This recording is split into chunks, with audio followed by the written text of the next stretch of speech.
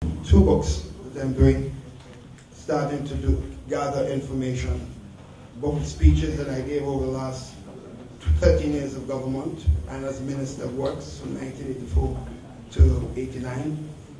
And I'm also writing an autobiography and just designing it. So those who have opportunity to help, I'm asking for help. So those of you who may be able to help me in that respect. But I'm also here, I'm doing some private consulting work. There are a couple of international firms that have asked me to help out in my own field of sciences, you know. So I'm making a few dollars every time you see me. Every time you see me come here, there's a few dollars I'm earning. So don't think I'm just altruistic all the time. I also have to eat. So and I just want to thank you all for your support and to say that continue to pray for your brothers and sisters at home, your country. I am convinced that we're going to make it. I'm just only worried, and I told Telman just at the Parliament session that what you met out to me today, remember one day you will be ex-Prime Minister. There's something called what goes around, comes around. The taking of my passport is something I will never be able to forget. They still have it. They will not give me. What they take it for, I don't know. I suppose they have a problem because they were telling the people all sorts of nasty things about me. That briefcase, and they know that was not true. So that is hard for them to swallow now because they told the people as soon as they get there they're going to arrest me for the briefcase. And clearly they know it was a made-up thing.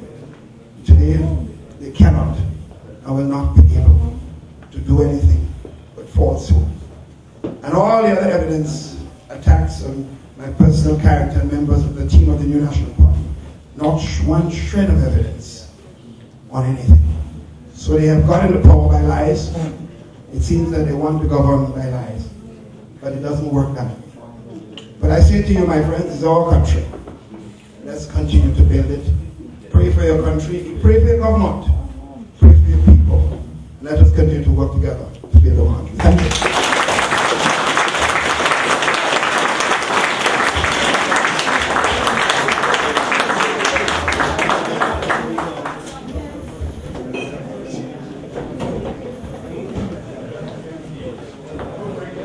Thank you very, very, very, very kindly, Dr.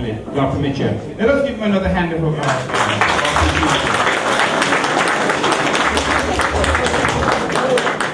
I know we have students in our midst. I know we have people who are interested in academia in our midst. I ask you to look up that concept, transformational leadership. It's a new concept on the block, brand new. I don't want to take credit for it because it's not my concept. But transformational leadership is very similar. It's coming out of the rubric of charismatic leadership. Very similar to charismatic leadership. A person, again, who has a vision, and a person who can get things done. Transformational leadership does not include my colleagues at the back.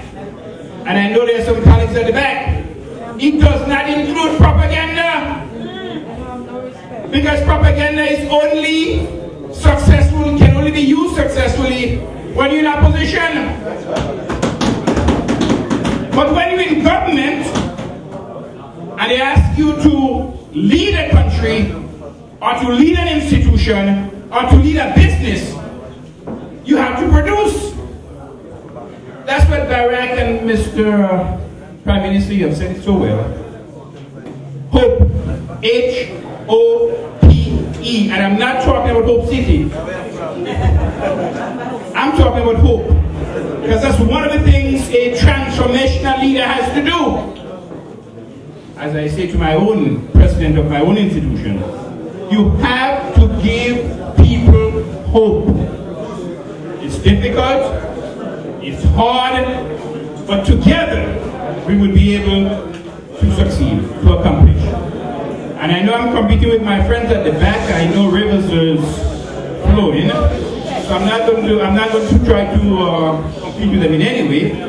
And I'm going to call on my good friend, and colleague, brilliant Grenadian, successful Grenadian, maybe a transformational leader in the making, maybe do we have any transformational leader at the back? Do we have any transformational leaders at the back? Yeah. Well, boy, you have to listen.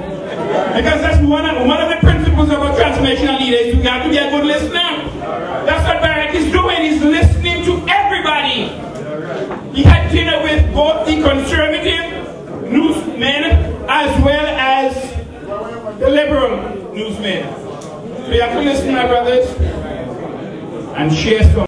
So I'd like to ask you to please put your hand together and welcome Brother Ronald. Thank you, sir. To you maybe the two most powerful words in the English language. Thank you.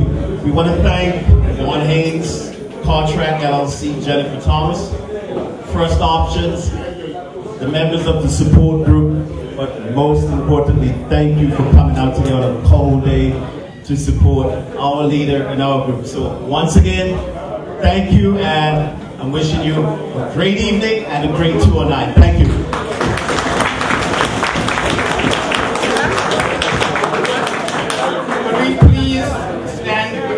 Second, and put our hands together for the Right Honorable Dr. Keith Claudius Mitchell. Dr. Mitchell, we thank you.